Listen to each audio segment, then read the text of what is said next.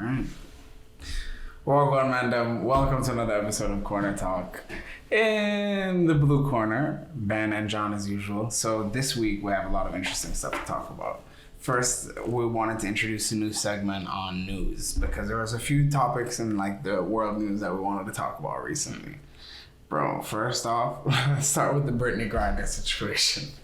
Yeah, so it was pretty perfect timing because I had a presentation that I had to do, which was a mock radio show. Right. And the first thing I had to do was I was the first guy of the day to do... The way that the show was formatted was you open with news. And I was the first guy to do news, so I got to open with the Britney Griner story. And it's interesting. I remember hearing about it when she first got detained. Yeah, no, apparently she spent a few months in Russia. She's been in there since February. Oh, yeah, almost a year. Going on 10 months. Mm-hmm. So yeah, no, she was arrested at the airport and she pleaded guilty. And they ended up trading her for the Merchant of Death, right? So I ended up doing some research on who Victor Bout is, right? What a name. Yeah. So he's also known as the Lord of War, bro. Like, all right. In all honesty, like, I understand that she's American, and personally, I believe it needs to be a teaching moment. I'm not saying that we shouldn't have made the trade.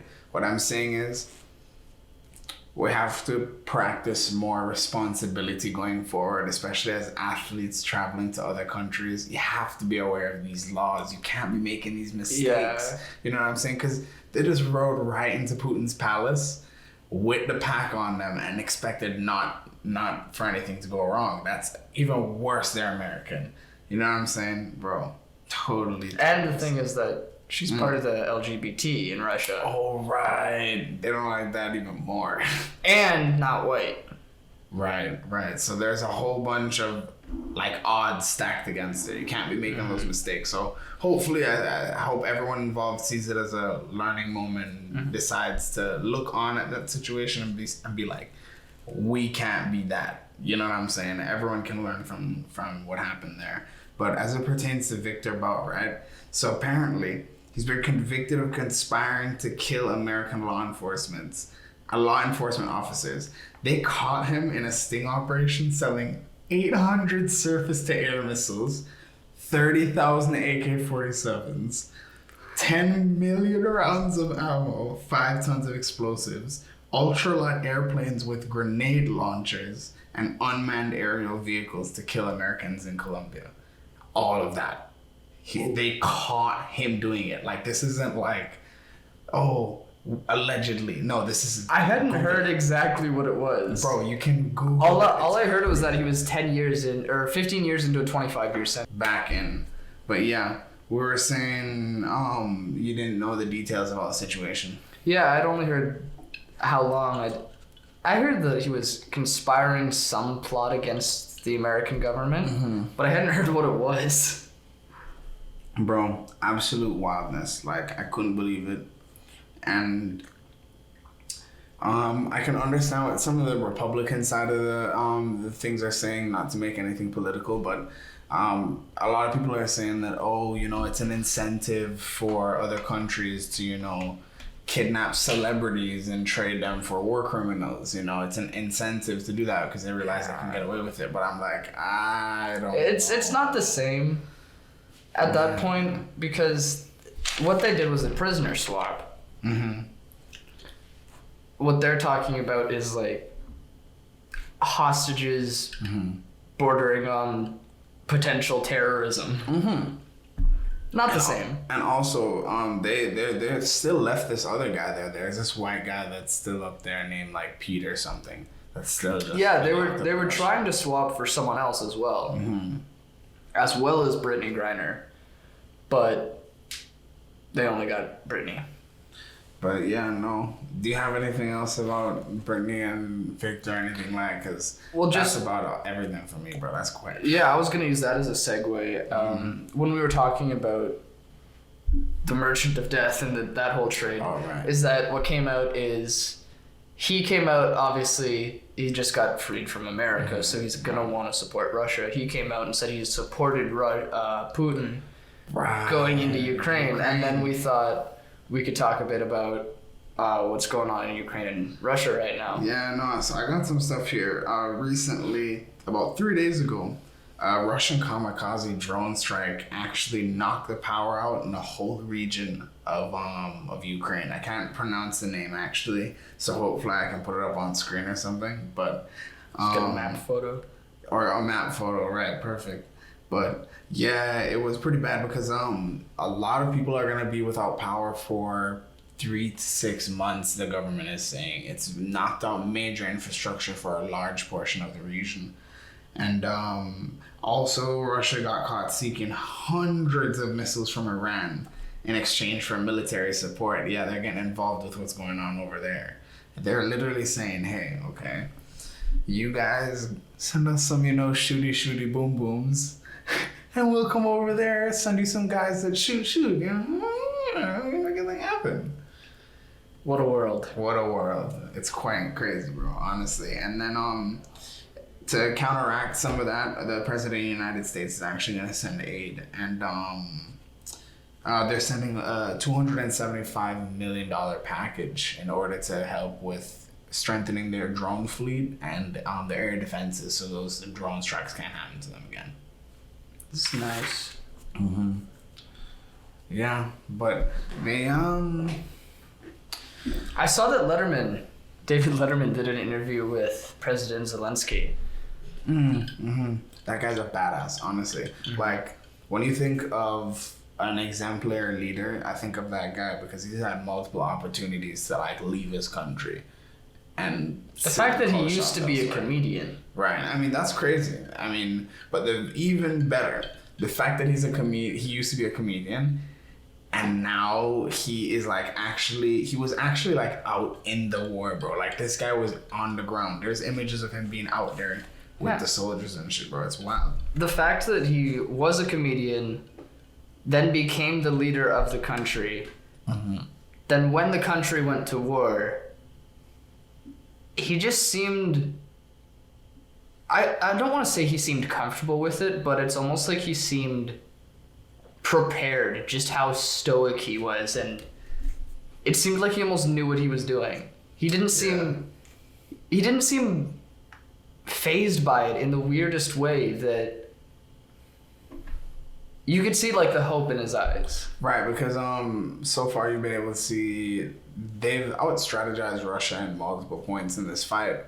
Being able to essentially get them to overcommit on a certain strategy and catch them on counterattacks. That's the genius of most of Zelensky's plans. And most times you go and look at anything that happens, anytime Ukraine got a win, it's because they pulled out of the way and fired back, and it was more effective. So far, I think it's kind of like one of those stalemates where they're like, Russia, it's becoming less and less financially stable for them, and Ukraine is getting more and more support. And then just the thing is, the more and more they fail, the more and more, like, their own soldiers turn against them.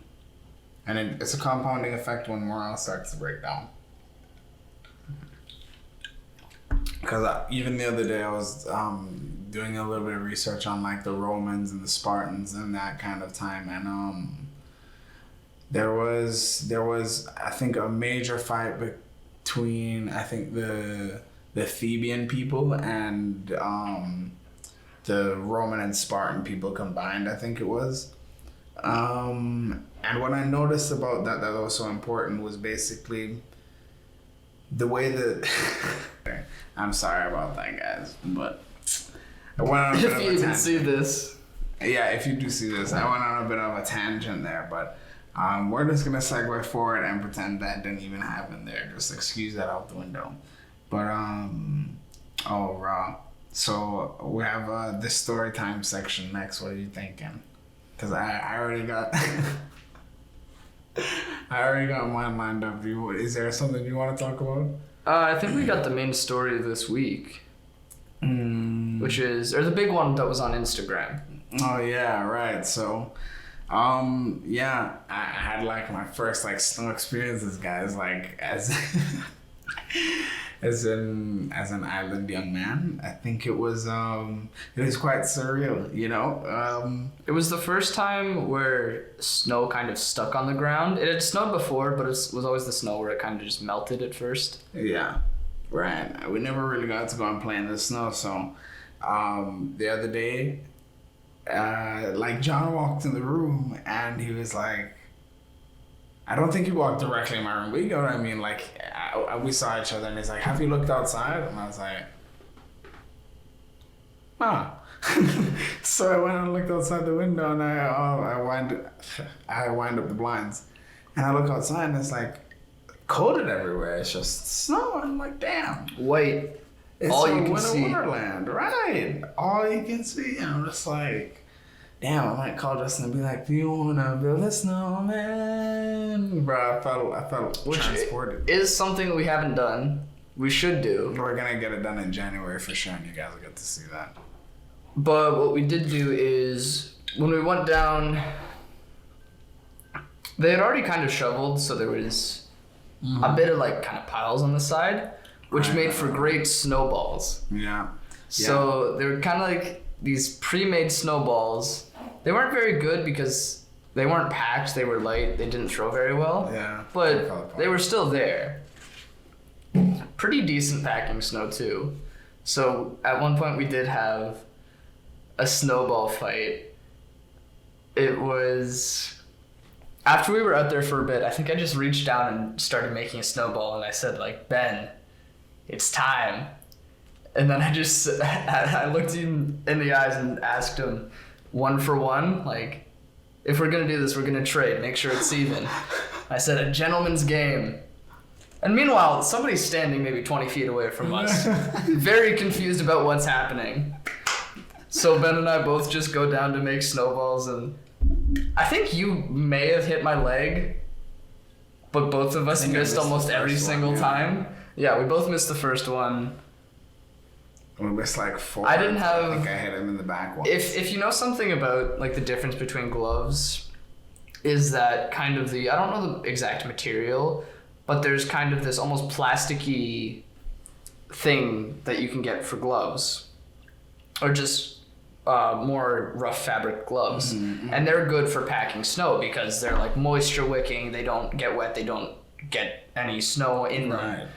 But knit gloves are not as good at that. So I was wearing these, not even like full mittens, just tiny, basic knit gloves. Always Siri. These knit gloves. So after about... Is it knit gloves? After about the third... I think it was what I was saying. So after the third snowball, all of the snow is just stuck to my hands, so I can't actually form anymore because the snow will just stick to itself and get bigger. So I had to put up, I called it the white flags, were just these gloves covered in snow. Yeah, no, bro, snowball fighting get violent around me. We be throwing, bro. That was so much fun. I loved it. And then we made a snow angel. You guys can check out that. That's what was on Instagram. Yeah. So whenever you guys see this, go down in the description and check out the CornerTalk podcast Instagram. I'm pretty sure it's at the CornerTalk pod. So yeah, go check it out, bro. When it comes to sports this week, guys, there's been a lot to talk about. There's been a lot since we've last been on the podcast. Where to begin, eh? Well, I think World Cup is where we should start. I was going to say World Cup would be the place to start. I think that's where we started last time as well. Mm-hmm. Right, so as a quick recap, I have... Yeah, what did we miss? At the more interesting quarterfinals. I don't even have all the quarterfinals with me. I can't lie to you.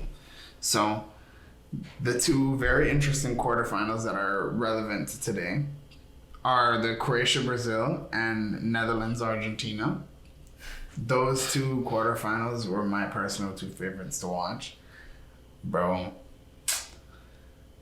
it shows the thrill and agony that I love to see in sports, because like Croatia versus Brazil, there was so much riding on Brazil and so much fanfare. but then it swung the other direction, and then you can look at the Brazil fans and see the agony, but look at the Croatians and see the thrill. And it's like, I love those upset moments in history. But no one ended up scoring in main time at all. Neymar scored in 106th minute, which means that they were in the first half of extra time. So in the second half of extra time, this guy Bruno, I think it's Petkovic, scores in the 117th minute. So that's really late. I think the maximum it can go is about 125 with extra time. With extra time, you get what I'm saying? Yeah. So he ended up scoring that and sending them to penalties. And then I actually did get I actually do have like the other losers written down in here. So after that they won on penalties 4-2. So Brazil went home rather dramatically. Bro, there's been a lot of crying this World Cup. Yeah, no, Netherlands, Argentina. There was a lot of fighting in that World Cup match too. That was a rough World Cup. It set a world record for most yellow cards awarded in one World Cup game. Wow. Yeah, no, they got 17 yellow cards in one game. Yeah, so keep in mind there's 11 players on any one team. So the fact that there's 17 means the entire team could have potentially gotten a yellow card. Wow. Yeah. So they got a shady penalty, but Messi like shady penalty in the sense that I still think it's a dive. I thought they earned it because they didn't really get fouled. They just threw themselves down at the right time, and the referee thought it was. But nonetheless, Messi scored it. Argentina was really aggressive and whatnot. I'm not even gonna try and like read these footnotes to you, man, right now, because that's not even important to my opinion. All you guys have to know about that match is that it's done and over now. Thank Christ, Argentina is in the finals. That is all I really care about. But England and Portugal went home. Oh, Russ, I want to talk about a fight though, bro. So before the Netherlands Argentina game finished, one of the Argentine guys kicked the ball into the stands. Maybe I'll put it in the description so you guys can go find a video. But it started a huge brawl, bro. Like they didn't start throwing fists yet, but it started a whole like congregation. Everyone's like, players coming out. Yeah, it was crazy, bro. It was crazy. But aside from that, we had the Argentina versus Croatia semifinal. If you ask me, it was like watching a 10-6 fight. It was like watching a big brother beat up a little brother. It was I wouldn't say completely disrespectful, but it shows that there are levels to this shit. They scored, I think it was 1 by Messi and 2 by Alvarez. Nice. Yeah, and then Messi tied for the most World Cup appearances. So when he goes to the finals, he will definitely have the record, because he will now have 26, and the person now in second place will have 25. France versus Morocco. It was boring. I can't even lie to you, man. I could barely stay awake for it. We left. I'm pretty sure it finished like 2-0. But I'm just excited to see the final. That's what I'm here for, guys. Mm-hmm. Like, bro, Argentina versus France is like the final that I was predicting previously, because I feel like obviously either way it's history, whoever wins. But I need to see Messi lift up that cup, bro. Like, I just think as a generational player as he is, like, he's done so much for the sport, so much for his people. I feel like if the universe ever needed to line up one thing for me, bro, it'd be this. and I feel like a lot of other people out there believe that, you know? Like, a lot of other people are like, yo, whatever's up there, Allah, God, whoever, just allow this guy to win this one World Cup, bro. Just give him this last shot, because this is it for him, you know? And it was, people were always cheering for kind of one of the three, Neymar, Messi, Ronaldo. to Oh, win. yeah, for Because have any of them won before? Has Neymar won with Brazil? No, I don't think any of them have won before. Yeah, and then I think they all said this was their last one, so that's why earlier I said there was a lot of crying. It was Ronaldo and Neymar were very emotional after they were eliminated. Right, especially so early. Well, Brazil more so than oh no, but they both went back in the quarterfinals. Hey man, I'm sure that plane ride home was real sad for all of them. Jan knows that. But all right, we're on to the baseball trade segment. So, tell us. Yeah. Where did they go and how, one where and how this much? is no trades, but mostly free agent signings. So the biggest one by far. Before you start, could you explain what free agents are to anyone who is joining us that doesn't know what a free agent is? Yeah. So in baseball, or I think in other sports too, players are usually signed to contracts. Most of them being in terms of years. So, say a contract will be like 2 years for $40 million means you get paid $20 million a year. And whenever the term of that contract is up, it means you're open to other teams. So free agency basically means that a player, when they are a free agent, they can choose to go wherever they want. They can bargain for however much money, and they can choose where they want. It's not like a trade where it's up to the control of the teams most of the time. So the biggest free agent, he broke this American League single season home run record. He was one of the players from the Field of Dreams game, the 6'7" guy. Right. He won MVP this year, so he... Isn't that the same guy who at the very last swing... Was it the one that the very last swing? No, it wasn't the very last swing, but he did have a few home runs, I think, in that game. All right. So he was a free agent this year, and a lot of people thought that he was going to go to San Francisco, especially... It's always suspicious when you see someone like in an airport in a particular place with a particular team. So he was in San Francisco, and somebody walked up to him on video saying, "Hey, what are you doing here?" He said he's just visiting family. So a lot of people thought, like, Aaron Judge, he's known for California. A lot of people think San Francisco is the favorite. And he also got a big order from San Diego, too. He ended up going back to the Yankees for 9 years, $360 million. So he was already with the Yankees, which it's not too much of a surprise he went back because he did seem very... Or actually, cut that. Okay, I need to think of my point. Since I already said cut that, you're gonna cut all this anyways. I'll cut it from where you said. All right. So he was offered a contract extension, which means while he's still a player, they can say, "Hey, we basically want you longer. You're already with us, but." I think they might include a signing bonus, but they say, "Sign with us now, here's our offer." He said no. So that's why people thought he might have gone to a different team, because he said, like, if he said, "No, I don't want to be on your team," that's kind of a clear message, usually. But instead, no, he did decide to come back. I guess he just knew his worth. I mean, MVP season, you hit that much. He almost went for a triple crown, which is the highest hitting average, the most home runs hit, and the most men batted in, which is like when you are responsible for somebody else scoring. So he was very close to that. So he's obviously the highest paid. The next one was Jacob deGrom, long time, drafted by the New York Mets. He was a free agent. He went to Texas for 5 years for $185.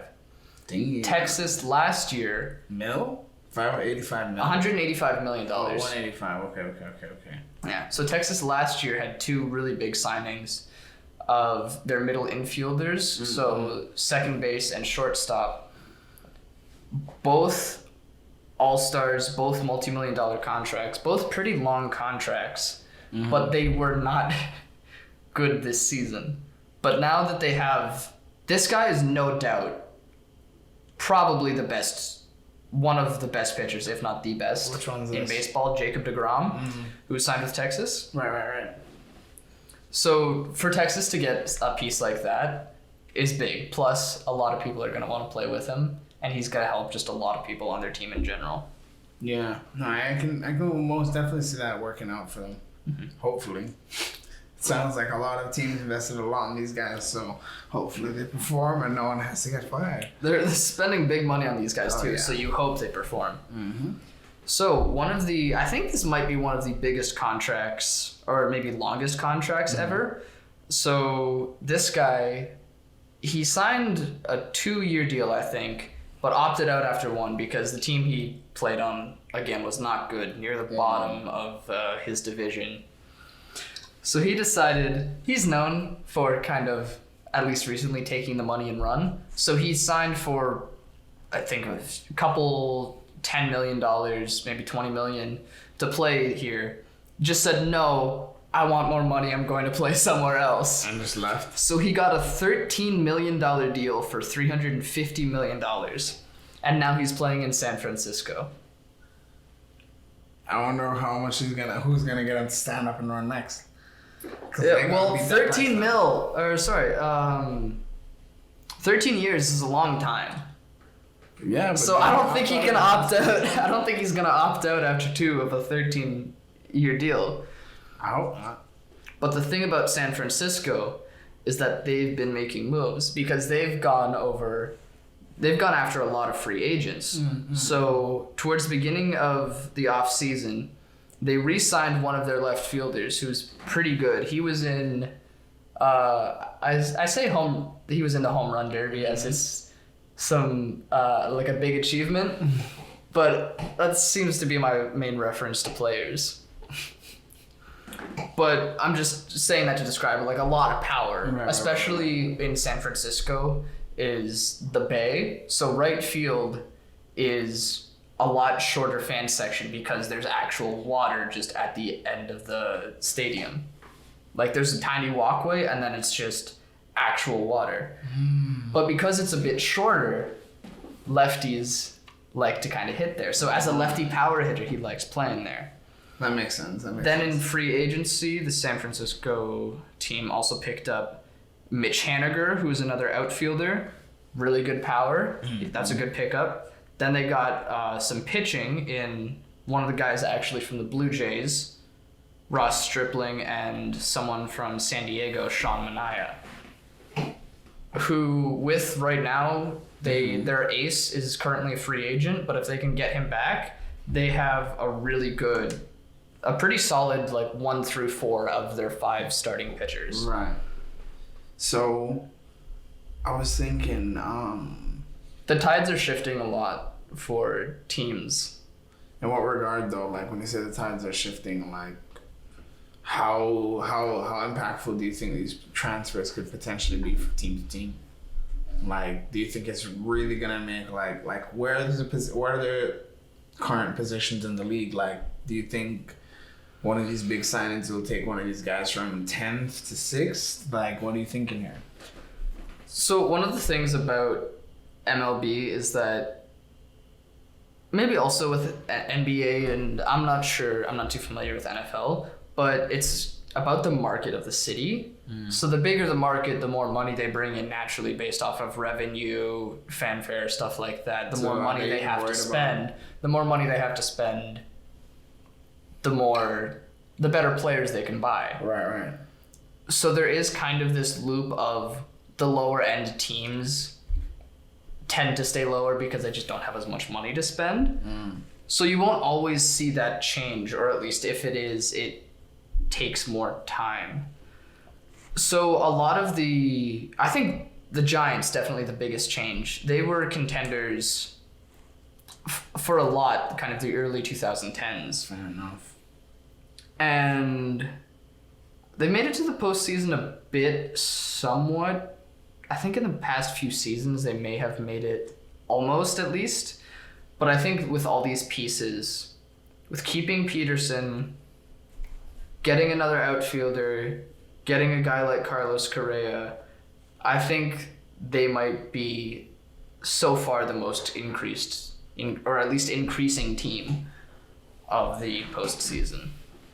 That or Philadelphia made 2 moves that are pretty big. The biggest names this year were all shortstops. Mm-hmm. So Trey Turner, who is, if you see him, he's fast. Right. Like, and he's known for being fast. Just like a little rocket kind of guy. Mm-hmm. I feel you. Good contact, decent power too. He went 11 years for $300 million to Philadelphia, as well as a pitcher from New York. So the second pitcher to leave New York this offseason went to Philadelphia.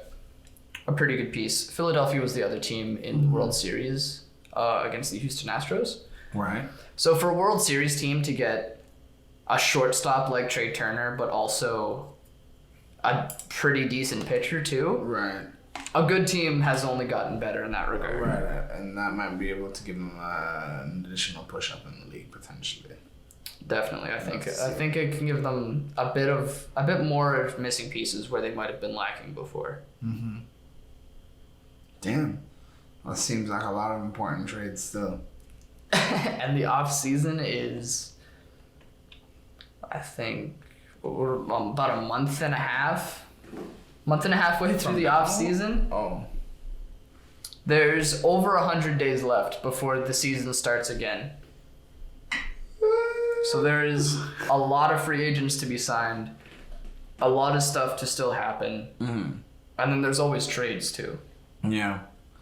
We're back in. All right. That's gonna scare some people. Oh yeah. When we cut back in. Boo. Oh man, sorry man. I didn't mean to get you there. Oh man. But yeah, no, bro. Let's not even get started on UFC 282, right? I think it was 282. But bro. Oh, those Russians. I'm 100% sure you could hear our Russian neighbors running. I heard the footsteps. Nice.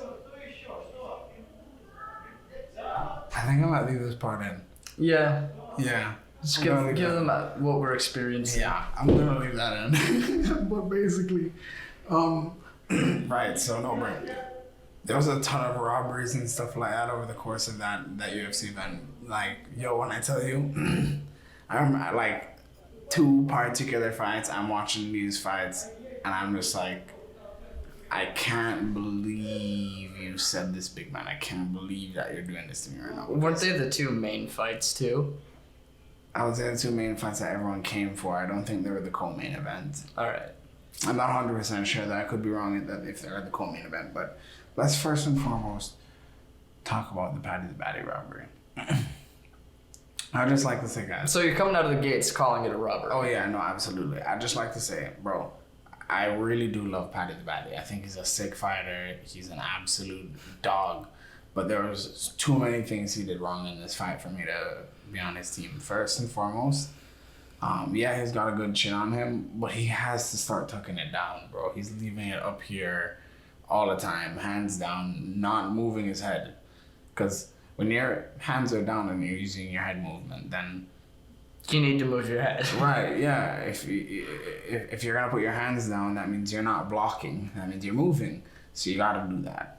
And he wasn't showing me any of that the whole fight. He was only showing me his winging ass power shots where he was just throwing these huge left and rights back to back and stuff. And I was like, Anyway, back to the main notes of the fight. Essentially, the first round, I can understand how it was close, right? Because you could have scored it 10-9 anyway, but I'm going to give it to Paddy just because he seemed to have more strike effectiveness and aggression and octagon control. Because he was doing the backing up, he was backing him up. And he was landing the aggressive strikes, and every time they exchanged, I felt Paddy got him.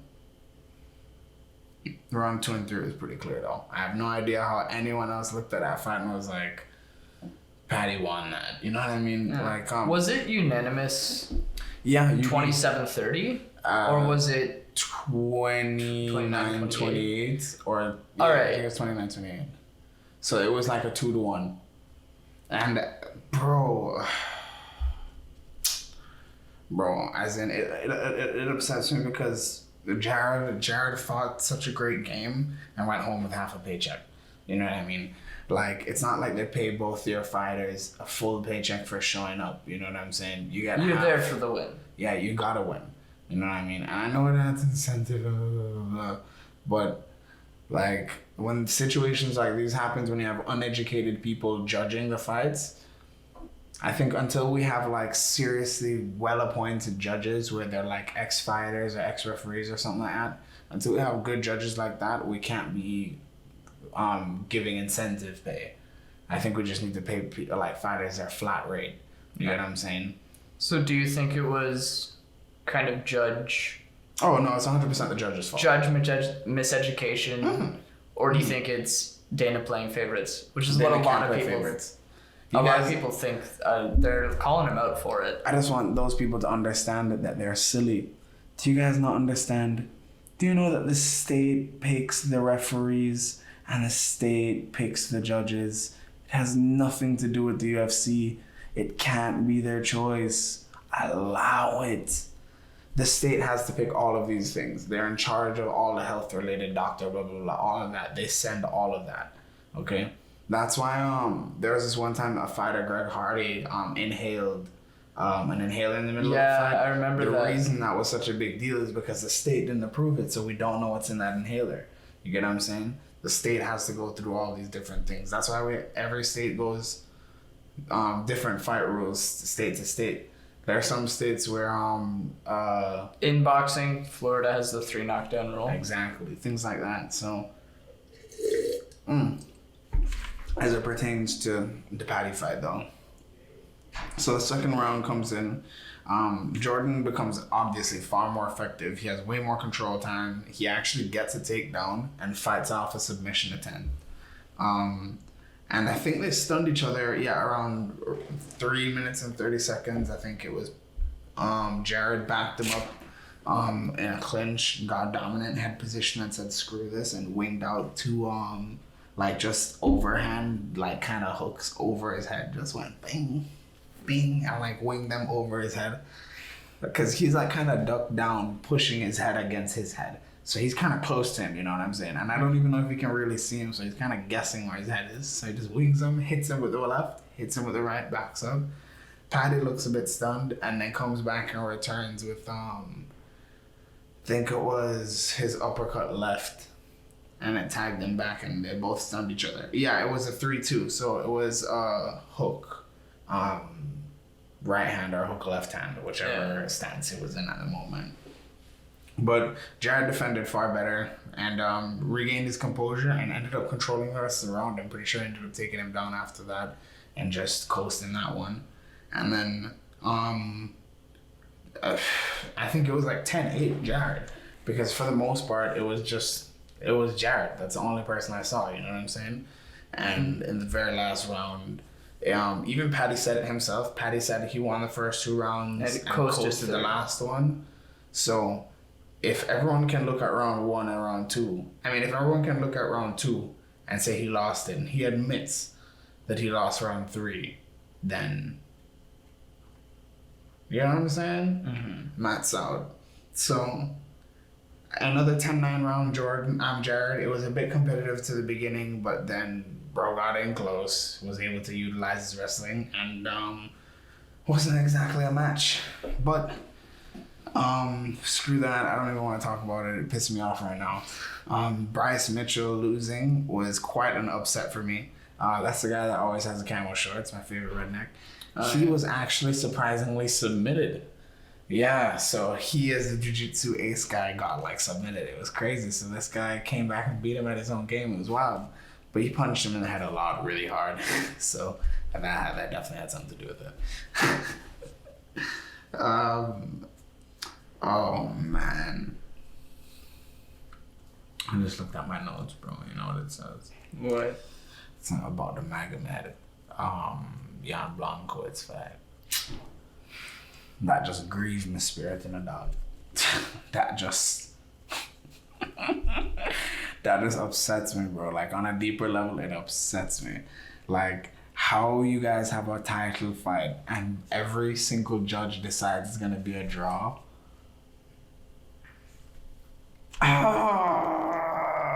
Bro, both of these guys have expensive 5-round camp. No, they didn't even train for 5 rounds, I'm pretty sure.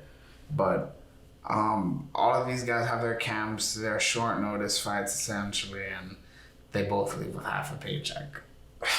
Bro, you hate to see it, but I thought Magomed won rounds 1, 4, and 5, and Jan Blachowicz hurt the fuck out of his leg in round 2 and 3. Like, he kicked him one time in his like shin or calf or something like that, and Magomed started limping. I was like, damn, he hit him, he hurt him. So he kept blasting at that leg until in round 4, Magomed was like, why am I standing with him? I'm gonna just wrestle. And he did that. He just took him to the floor and held him there for the rest of the fight. Like, he just took him to there and just smothered him, bro. Like, so how is a draw scored? I imagine if somehow all the points were to add up to be the same. So unless the judges genuinely couldn't tell and wrote 9-9 on a round and didn't award a winner, that's another way, I think. But if somehow the scores all added up to a draw, I think that's what it's because I think most of the time it's a majority draw. Then has there been a unanimous draw? I'm gonna look that up. Yeah, no, because honestly, I really wouldn't know, because I've seen like 2 draws in my whole life watching UFC, which is like 3 or 4 years now. And I've only ever seen one like that. 2-2.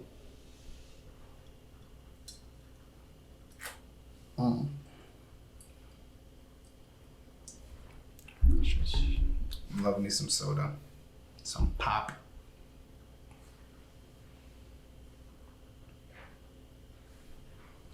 Well, while we're waiting on the... There has been one unanimous draw.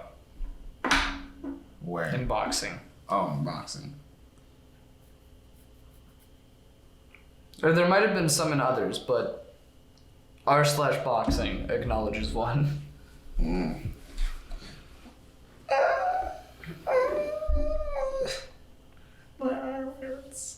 Yeah, we hit push yesterday. Yeah, push, and then we hit some pads. Hitting those pads after working the arms felt good though. Oh yeah. Can you make a clean connection on the pads? Feels sweet, brother. Can't lie. But there's some really cool upcoming fights coming up. There's a double champ lightweight fight coming up. Islam Makhachev, the lightweight champion, is going to be going against Alex Volkanovski for the featherweight belt. I think it's going to be, February 11th in 2023? That's UFC 284? Yeah, 284. Man, them, like... I might have to... When was the last double belt fight? I can't remember. Tell Jamie on the phone to look that one up. Yeah. No, but while he's checking that out,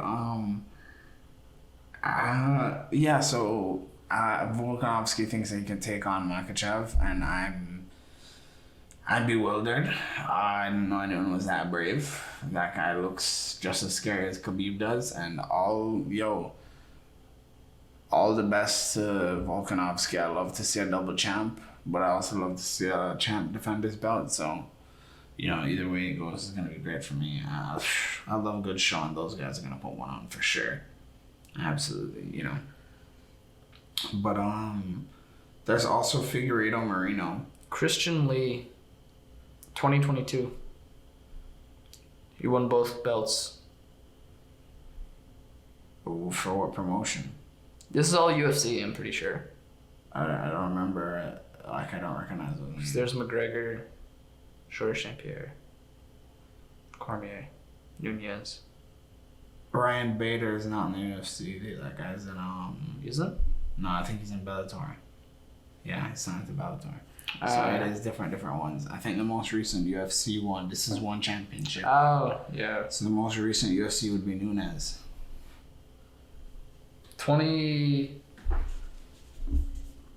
Well, she won the featherweight in 2018. Oh, I guess it's when they won the belt. So if she kept it from 2016 to 2018, then that would make sense. She did have it for a bit. Yeah. All right, but they have this Figueiredo Moreno fight. Bro, they're fighting for I don't even know amount of time. I think it's like the 5th time they're fighting for like a unification bout now. But they're the 2 top guys of the smallest division there. They're both flyweights. Yeah. So the flyweight guys, they don't really have that much, like, I won't say they don't have that much competition, but I get furthermore the champion and the top 3 guys, they're a lot more famous than the rest of the guys. So it's maybe it's hard to make matchups or whatever. I don't know what it is, but like I have no idea why Dana White keeps making this fight. Like I'm tired of seeing it. I don't care what they're doing. But best 3 out of 5. Like they fought 100%. The 3 fights they had should have been enough. Then they had the 4th. I didn't think they needed this 5th, bro. But whatever. Whatever floats their boat. But So we're at 50. But yeah. So, continuing last week's space segment? Yeah, continuing the space segment. Essentially, there's just 2 little quick updates. Right now, the lunar flashlight mission is out and about. So I'm gonna leave the link so you guys can actually go and see the 3D model of it. There's like a whole model of it in space. Explain a bit what it is. I will in a moment. I just wanted to say what that you can go and track this mission that I'm speaking of right now. It actually shows like its position and relative to us and the moon and stuff. But essentially, it's a NASA-led mission that Georgia Tech worked on and launched by SpaceX. And essentially, it's to find ice on the south pole of the moon and use like IR lasers to map it out. So it's essentially to help map, I think it's this one particular crater and find the ice beneath the surface. So they're looking for kind of just proof of water on the moon? Right. Essentially, that's kind of what they're looking for. So they're going to send down the laser. It's going to map out that area and be able to send back data to them, and they'll be able to tell what they're looking at. So that's essentially what we're waiting on right now. It launched on December 11th, and as of right now, you can track it. I think, if I'm not mistaken, when I looked at it yesterday, which would have been like December 13th, it seemed to be like the Earth was like right here, the moon was like up here, and it's like here, so it's still making its way around there. Is it a live stream? It's not a live stream. It's a model of where it's at. Oh, okay. It's a 3D model. When it gets closer, I think it's supposed to have a live stream of like the moon. The landing? It's not landing. It's just flying by. Oh, right. It's just flying by? Oh, right. IR lasers, you said. Mm-hmm. And then to update Artemis, the Orion spacecraft returned safely. The one I told you guys about the other time. It made it back, guys. So that means we are officially going to have people going to the moon soon. The Artemis 2 is basically a go. So if you guys don't remember, the Orion spacecraft was an unmanned spacecraft that we sent to go on a loop around the moon in order to prove that we could do it totally unmanned, and it can do it by itself, and it's the furthest human rated object we've ever sent out. So it looks like everything was a go, and it went through the hardest part of the procedure with ease, and everything went perfect, and it looks like we're gearing up to go to space one more time and hit the moon, guys. And I'm so excited. They're supposed to be the first Black person, as we spoke about, and the first women, and so on and so forth. So excited. But it performed a successful return flyby from the December 5th and headed towards the trajectory back home. And it splashed down at 9:40 a.m. on December 11th. You can actually go on YouTube, but maybe I'll be able to find the links and put them below, and you can see it splash down on Earth. It's so wonderful. You can see the little capsule on its parachute just slowly taking its way down, and it's boosh, splashing down. It's wonderful. It's broken all kinds of records, and honestly, it's just exciting to know that successful mission means that, we're going back, we made it. First time in how many years? I think it's 50. Mm-hmm. Cheers to that. Yes, cheers. I think it was like the Apollo 17 mission that made them have to return it. But Yeah, basically to conclude, guys, we have one more section for you guys from the follower and subscriber section. We were asked to talk about one topic by I Am Not Him via Instagram. He wanted us to talk about getting into college. So how was that experience for us? John, do you want to kick us off? Or should I? Yeah, so it's become kind of a running joke within my family, but also everybody else who I've known to interact with this website is that the formatting of this institution's online technological design is not sound. Yeah, not very efficient. It's stupid. Yeah. Most of the time it doesn't work. The other half of the time you don't know how it works. Yeah. Sounds about right. So I don't even know where to start. I just found which programs I wanted to apply to. So I originally applied to acting for voice and camera. Right. The other one I applied to is actually, I think, fitness and health leadership or something. Either fitness and health leadership or maybe fitness and health education. And then radio programming, which is the one I'm in. So, it's kind of a strange question talking about the process, because do I just talk about the actual logistical process or just Well, because my interpretation of it? because I know what I'm gonna talk about, so you can kind of see where I'm going from there, and then like give your mirror on it. So, for me, like just generally getting to college, I found it somewhat stressful, but I'll tell you about it. So basically, like my mom came up to Canada beforehand, and she saw the school, and she came back and was like, I think it's gonna be a good school for you. I looked into it to myself, started getting all the pieces together, and I was like, yo. So, was that 3 years ago? Yeah, yeah. And then it took you 2 years to actually get here. Because of COVID and shit, bro. Like, it was a serious, it was a whole situation, bro. So I didn't actually know you were a third-year student until, like, the podcast or whenever we talked about that. Literally. I think it was, like, downstairs outside. I had mentioned it. And you're like, huh? Yeah. Yeah, no. But, basically, the application process is a little bit silly, especially because I also had to go through the international student process. Yeah. But I'll just boil it down to, like, just before getting here. Actually, no, I'll stick to the just applying, because that's more immigrating to Canada story. That's for another time. But specifically when it came to applying for the school and getting in, I was extremely nervous because I had to do, like, my SATs first. Like, they're called CXCs where I'm from, or CSEC where I'm from, but it's the equivalent. It's what you use to get into universities and stuff. So I'm thinking, oh my God, I gotta take this exam, blah, blah, blah, blah. 2 twos I find out, or no, 2 twos. In a bit I find out that I'm allowed to use my report card, like my report card from school, to send in and potentially get into school. So I send my report card. They said, all right, you can come up here. And I was like, so I go into the exams calm and stuff like that, because I'm already like, yeah, you're chilling. You're already going into college. I don't care what's going on with y'all over here. Praise be to God. And after that portion of it, it was no longer like a stressful thing. Once I got in, I was just like, okay. But school is a lot, bro. And I often think that, I don't know if it's the best decision for everybody, but I definitely think it's something that I needed to do, so I still enjoy it. Yeah. But as it pertains to your getting in, like, you can go through, I guess, the application and how you found it and stuff. Yeah, so once I actually figured out how to do what I needed to for the application, I don't know if they weren't high demand programs, or maybe I just applied a bit later when everybody had already started accepting.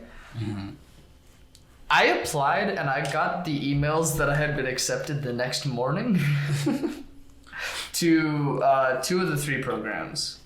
One I had to do other things for. Right.